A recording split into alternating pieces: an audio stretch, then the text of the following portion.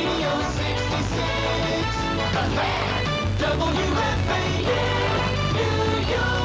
All right, we'll take a break from the busy calls. No, I'm watching football, your guide to a successful football watching relationship. The author, Tony Caputo, joining us live here on this Super Bowl Sunday morning here on The Fan. Good morning, Tony. Hey, Mark. How you doing? Thanks for having me on. No, you got it. First of all, Tony, I got to ask you, I read this book. You still married?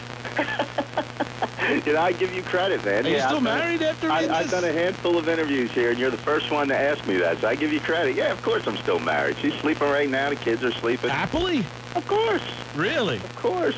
All right, so give us the guidelines here. It's not going to be a factor today, right? I mean, it is Super Bowl Sunday. Everyone and their mother watches the Super Bowl, and you can really take these guidelines for really any kind of big sporting event, but you're a huge football fan. So give the listener out there a feel as far as, you know, how you came about putting this book together. Well, it's all about being able to watch Week 1 just like you watch the Super Bowl. You know, to me, to the big football fan like we are, you know, you're a Redskins guy. I'm a Dallas Cowboys fan. And the interview's over right now. I hear you. I actually write about a Cowboys-Redskins game in here. I don't know if you got a chance to read it. I did. Yeah, Chapter 7 called Giving In. Sometimes you have to give in a little, but the whole idea is to set a precedent so that Week 1, 2, 3, 4, every week of the football season is just like the Super Bowl, that everybody knows that you're going to be sitting there watching that game. You're not going to the neighbor's kid's birthday party. You're not going to your wife's old friend from college wedding, something like that. By the way, anybody gets married on Sunday in the fall, that's just ridiculous anyway. But you're just not doing it. You're making it clear from the get-go, from the start, from the time that you're dating, that, hey, when Sunday rolls around in the fall, I'm going to be sitting there watching football, and I really would prefer it not be an issue. And once you set that precedent, everybody, not just your spouse or your significant other, but your entire family, you set that up with the entire family, and you let them know, look, you make plans, enjoy your day. I'll be sitting at home watching the game, and I hope you don't mind. Now, I got to ask you this, Tony. You're getting us football Sundays. There's got to be a give and take to this. Well, what I write in the book is that a college football Saturday is not necessarily for me. I've never been the biggest college football fan. Right. So on a Saturday, you bet. You got it, Mark. You hit it right on the head. That's what I write about. I'm out there. I'm doing whatever I have to do to make everybody else happy. I prefer that they set up events on a Saturday. I let them know that up front. I tell a story about how when I was dating my wife, she's from Nutley, New Jersey. All right. And we went up to Nutley, and there was a party happening for the young man who's now my nephew. But it was the game when Terrell Owens was on the Niners. Remember he ran out to the Star? Yes. That big controversial game? George Teague went out and hit him. Exactly. Yes. And Emmett gave him the smack and came out there in the whole deal. Actually, Emmett went out and did it himself as well. What happened that day was I was at my wife's grandparents, and I had just met them.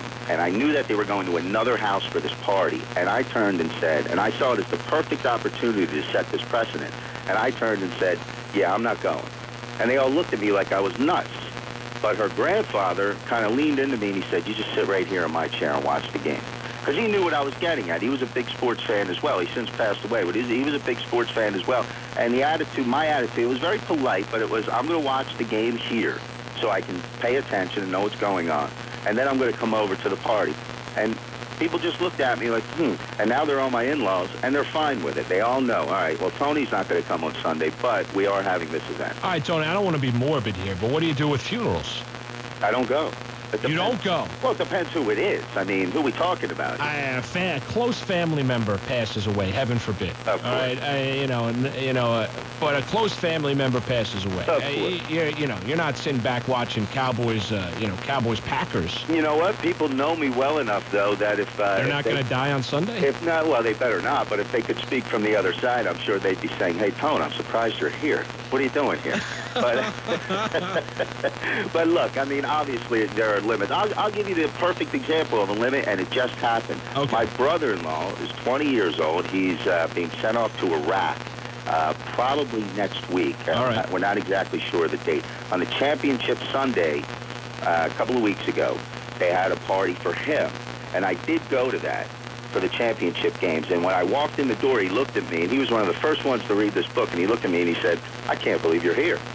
And I said, "Hey, you're going over there for me and everybody else, and you give me the freedom to sit around every Sunday." And right. I don't need to. Right. I don't need to be locked in the Cards Eagles. Yeah. Well, hey, it was a good game, though. It was a good game, but that's a good job by you. So in that case, and in most funerals, you'll be there. You'll be in attendance. Other than that, Anniversaries, birthday parties, weddings.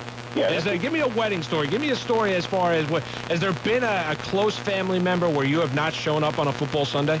Not for me. Not for you. I mean, in my case, I mean, they know better. They're not going to schedule anything on a Sunday.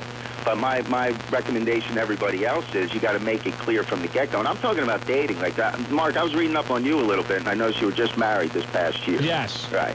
And I also listened to you guys, a week ago when you were talking about how dreadful that Sunday is between the championship and football. And Yes. What were you doing? Picking out wedding pictures? Oh, wedding pictures for the album, yes. Right. 180 wedding pictures for going through 1,000 photos. Yes. And I was listening to that, and I was actually crediting you because that's a day you have to do things like that because you have to set it up for later or the next season. And obviously you do it for a living, but for the regular person out there, not just guys, by the way. This book is not just for guys. I mean, there are a lot of female football fans as well that meet guys who maybe aren't big football fans. When you set that precedent, when you pick those pictures on those off Sundays, if you will, it works out perfectly for you because you're giving that time when there's not a game on. But when there's a game on, you're darn well going to be sitting in front of that TV and watching it because you've earned it. You deserve it. You work all week. You're going to get up on Monday morning. There's no reason why one day a week, can't be your day. Year, you can't be sitting there watching a game and not feel guilty about it. That's what makes me. I can't stand when some guy tells me he felt guilty because his family had to go out and do this and do that, and he wanted to watch the game. What do you mean you felt guilty? You're providing. You're working every day. Do what you have to do, and then watch the game on Sunday, and there shouldn't be any issues with that. If you take care of business and pay the bills, and you go out there on Saturday and mow the lawn or whatever, and early fall, and take care of everything you need to do, Sunday should not be an issue. Tell me about the shed story, Tony. I think the audience would be intrigued by that. Mark, we had so much fun in that shed, and it's something I almost would like to market, to like put out there. But in this case, it was just an ordinary old shed in my brother's backyard right along the Pennsylvania Turnpike. Sure. He had lived in Bucks County, Pennsylvania, and we used to, for several years, we sat in there. It was myself, a Cowboys fan. He's an Eagles fan. There were several other Eagles fans and a Denver Broncos fan. And we sat in that shed on lawnmowers, with rakes all around, you know, everything you find in a normal shed, except we had a big console television, old color console television on the floor. We plugged a satellite dish in. We drilled a hole in the side of the wall, unplugged the satellite dish line from his house, ran it through the grass in the backyard, plugged it in. And this wasn't your direct TV typical small dish. This is when it first came out. He had that big monstrosity of a dish in his backyard, and we would turn that by hand. We didn't have any, wow. And we would sit in the shed, say, yeah, little right, little left, hold it, okay, and then we'd get the picture, and then we had two little TVs with the rabbit ears on there. So we had the 3 TVs going with the 2 local games, and then we also had the satellite. All in the shed. And it was a wonderful situation because his wife loved it because none of the guys were ever in the house. We were, your guys. So right. You go behind the shed, you're, watching games? Right. I mean, you're in the shed, and then, you're drinking and, All right, Tony, I got to ask you a bit of advice here. All right, say if you're a guy out there, all right, and, where you outkicked your coverage, so to speak. All right, say if you're a guy out there that you are dating a girl that is clearly more attractive than you, and you have a fear that, say you're not married, but, say you're married or you're dating, you have a fear that maybe, if you are not basically on bended knee every single day, that she might grow tired of you. You're not in great shape. What is the advice for that guy right now?